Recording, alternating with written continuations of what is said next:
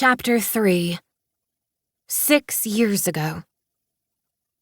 They had come right after lunch, when her mother Sarai was at work and Olivia was doing the reading assignment she'd given her. Sarai had made the executive decision that public schooling wasn't going to work, so Olivia was taught at home. At 13 years old, she had never set foot in one of Citadel's many schools, which was fine by her.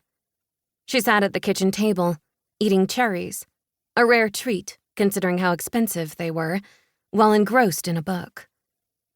She could count on one hand all the people she knew who were born out of wedlock. It was considered a sin to have sex before marriage, and difficult for single women to raise children on their own without any financial aid from the father.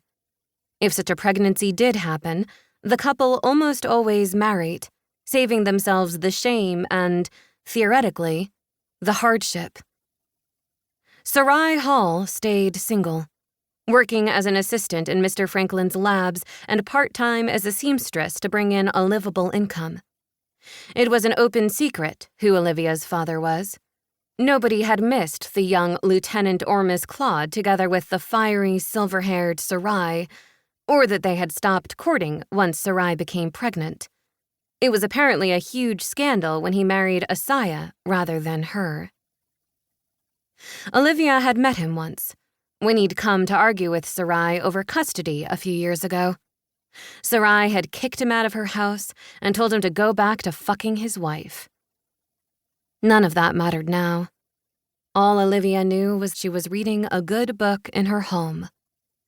It was small, with one main room acting as both living room and kitchen, a wash closet, and a bedroom she shared with her mother. It was another one of those buildings originally built with one story, then with another stacked on later. The second floor, which had its own outdoor stairs and entrance, belonged to another family entirely, the father of an old military friend of Olivia's uncle. She sat in a wooden chair with both of her feet on the table, fuzzy wool socks keeping her warm. Sarai never let her put her feet on the furniture, but she was at work. She was so absorbed in the character.